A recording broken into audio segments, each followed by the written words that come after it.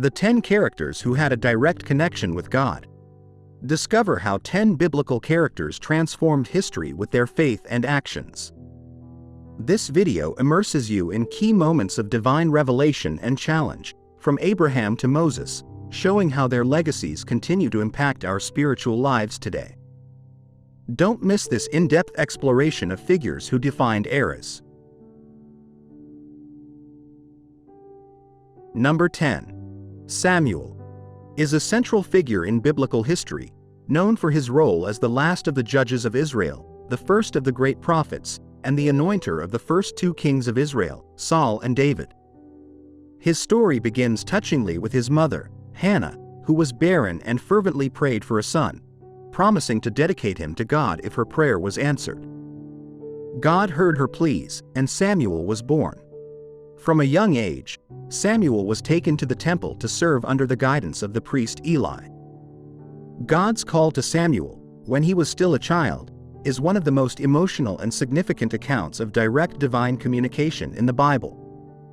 The importance of Samuel in biblical history lies not only in his role as a mediator between God and the people of Israel, but also in how his calling represents human faithfulness and response to the divine call.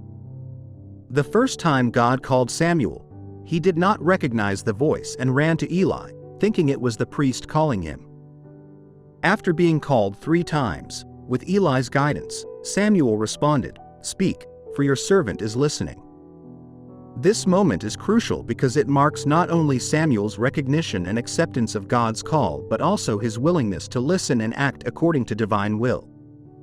This act of listening and response defines his life and ministry, establishing a model of spiritual leadership based on continuous communication with God and obedience to his direction, which was essential in guiding Israel through times of change and challenge. Number 9. Noah is one of the most prominent characters in the Bible due to his crucial role in the story of the universal flood, as narrated in the book of Genesis. According to the scriptures, Noah was chosen by God for his righteousness in a time when wickedness prevailed among humanity. The Bible describes him as a righteous man and blameless in his generation, indicating his moral and spiritual integrity amidst a corrupt society. God revealed to Noah his intention to destroy the world with a flood and gave him detailed instructions to build an ark. This ark would be a safe haven for his family and pairs of every living animal species to preserve life on earth after the flood.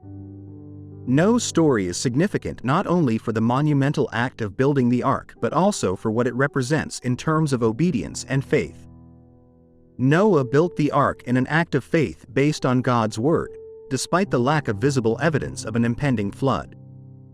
This act of obedience, carried out under scrutiny and likely mockery from his contemporaries, highlights Noah's absolute trust in God's promises. His story underscores central themes in biblical theology such as divine justice in the face of human corruption and the renewal of life through God's covenant.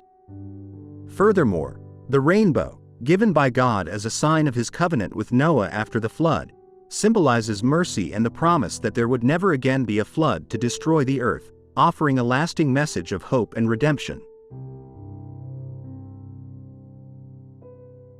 Number 8. Adam.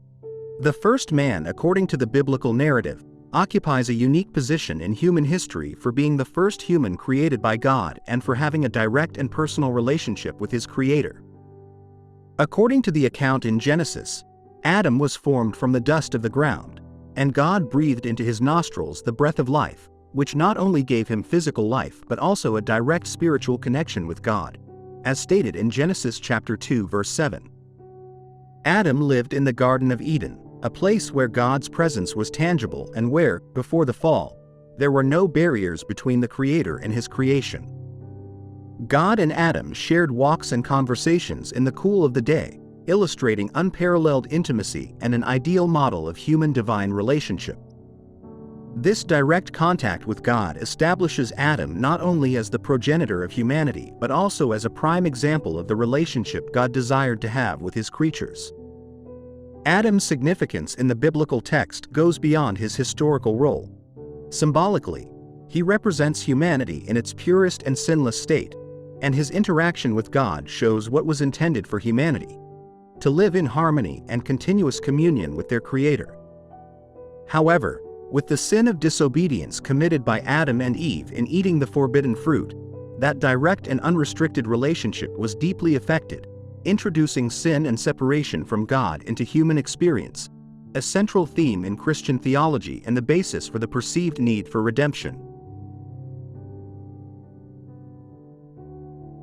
Number 7. Ezekiel. One of the major prophets of the Old Testament, is known for his deeply symbolic visions and often enigmatic messages that challenged the Israelites during their exile in Babylon. His book, bearing his name, begins with one of the most detailed and mystical descriptions of God's presence found in the Bible. In this vision, Ezekiel sees 4 living creatures, symbolizing various facets of God's nature and his rule over the universe. Each creature had 4 faces, of a man, a lion, an ox, and an eagle, and moved in any direction without turning, accompanied by interconnected wheels full of eyes.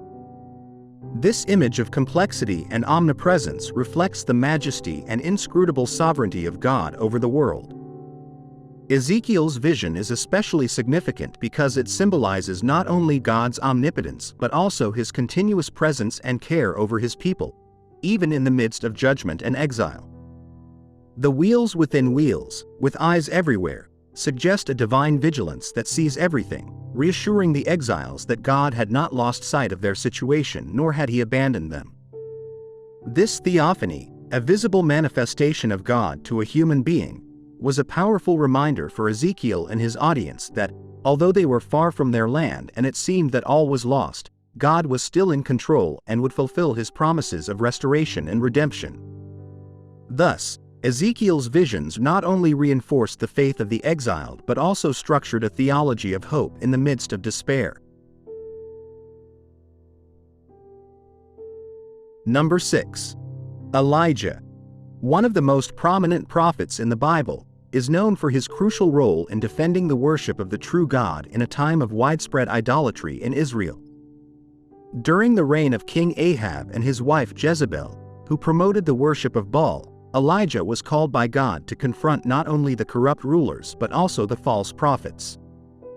One of the most memorable episodes of his ministry was the challenge on Mount Carmel, where Elijah invited the prophets of Baal to demonstrate that their God was real. No response came to the call of the prophets of Baal, while Elijah's altar was consumed by fire from heaven, tangible evidence of the power of the God of Israel and a call for the people to return to faith in him. Elijah's life was marked not only by spectacular miracles but also by his deep relationship with God. Unlike other prophets who received messages from God through visions or dreams, Elijah interacted directly with God, who instructed and guided him. Furthermore, Elijah's departure from earth is unique. He was taken to heaven in a chariot of fire, an event that underscores the close relationship between Elijah and the divine. This transit not only demonstrates his importance and favor in God's sight but also prefigures the hope of eternal life and ascension, themes that would resonate through future scriptures and traditions. Elijah's life, full of direct divine interventions, is a testimony to the power of faith and the active presence of God in the lives of those who are faithful. Number 5. Isaiah. One of the major prophets of the Old Testament, is renowned for his deeply symbolic and richly theological vision of God. This transcendent encounter occurs in chapter 6 of the book of Isaiah, where he describes seeing the Lord seated on a high and exalted throne, with the train of his robe filling the temple. Seraphim flew around him, calling to one another, "Holy, holy, holy is the Lord Almighty. The whole earth is full of his glory." This moment of pure divine revelation not only marked the beginning of Isaiah's prophetic ministry, but also established a pattern of holiness and worship that resonates throughout the entire Bible, influencing Christian liturgy and theology to this day. The impact of this vision on Isaiah was so profound that it led him to recognize his own unworthiness and that of his people, which is a common response in the scriptures to the manifestation of divinity. After confessing his sin, one of the seraphim touched Isaiah's lips with a burning coal taken from the altar, symbolizing his purification and fitness to speak on behalf of God. This act of purification not only emphasizes the mercy and grace of God, but also prepares Isaiah to deliver messages that would be foundational for the nation of Israel and for future generations. Isaiah's willingness to be sent with the divine message, responding, "Here am I, send me," reflects his total surrender and commitment to the will of God, establishing a model of obedience and service for all believers. Number 4. Job.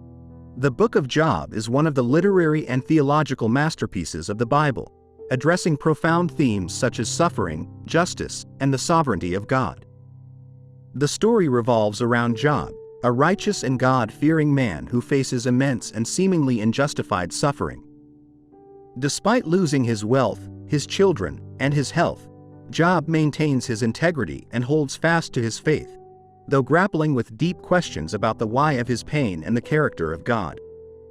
What makes Job's account unique is the direct manner in which God finally addresses him, not to explain the reason for his suffering, but to expand his understanding of who God truly is. At the climax of the book, God responds to Job from a whirlwind, posing a series of rhetorical questions that underscore the immensity and majesty of God's creation, highlighting human limited understanding in the face of divine wisdom. This encounter not only restores Job's position before God, but also provides an essential perspective that is central in biblical theology: God's sovereignty over all things and his just, though often incomprehensible, rule of the world. This direct dialogue between God and Job emphasizes the importance of trusting in divine sovereignty, even when we do not fully understand God's ways. Job's story teaches us that it is possible to maintain faith in times of uncertainty and pain, trusting that God has a greater purpose, even in the most difficult circumstances. Number 3. Jacob. One of the foundational patriarchs of the Old Testament had a transcendent encounter with God that not only changed his life, but also had a lasting impact on the history of Israel. This event occurred at a place Jacob named Peniel, meaning face of God, because, as he said, "I saw God face to face, and my life was spared." Jacob's nighttime struggle with a divine being, often interpreted as an angel or a physical manifestation of God himself, is unique because it was a direct physical and spiritual confrontation. At the end of this struggle, the divine being touched Jacob's thigh, leaving him limping, and changed his name to Israel, meaning, "He struggles with God." This new name symbolized not only his victory and persistence, but also the combative and resilient character that would characterize the nation descended from him. This encounter was not only crucial for Jacob's personal transformation from a cunning man to a revered patriarch, but also established a precedent for how humans can interact with the divine. The name change to Israel was not just a mark of his struggle, but a sign of his mission and that of his descendants to be bearers of a special covenant with God. Jacob's permanent limp served as a constant physical reminder of his vulnerability and dependence on God, despite his own abilities and cunning. Thus, the story of Jacob and his encounter at Peniel highlights the idea that through confrontation and submission to divine will, greater and transcendent purposes can be achieved. This account remains a source of inspiration on how trials and tribulations can forge a stronger character and a deeper relationship with the spiritual. Number 2. Abraham. Considered the patriarch of the three great monotheistic religions, Judaism, Christianity, and Islam, stands out in the biblical narrative as a model of faith and obedience to God. His story revolves around the divine promise to make him a great nation, even though initially he had no children and both he and his wife Sarah were advanced in age. God sealed his covenant with Abraham in multiple ways, including the promise of countless descendants and the delivery of lands for his people. One of the most dramatic moments of his life was when God asked him to sacrifice his son Isaac, an event that not only tested his faith, but also symbolizes total sacrifice and submission to divine will. The episode of the sacrifice of Isaac, known in Jewish tradition as the Akedah, is particularly significant because it shows the depth of Abraham's faith and his willingness to obey God without questioning. This act of faith did not go unnoticed. In response, God reiterated his promise to make Abraham a great nation and to bless all the nations of the earth through his descendants. This divine commitment underscores a recurring theme in the Bible: faithfulness to God's promises. Abraham's relationship with God is emblematic, showing that true obedience often involves sacrifice and trust in divine promises, beyond immediate circumstances. Number 1. Moses stands out as one of the most significant biblical figures due to his central role in numerous fundamental events of Israel's history.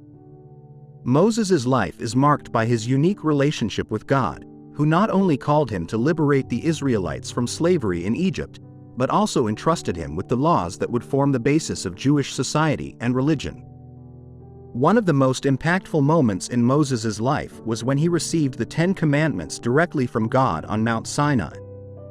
This encounter was not just a divine communication, but a theophanic experience where Moses saw the form of God and received the tablets of the law written by the finger of God, underscoring the sanctity and importance of these commandments.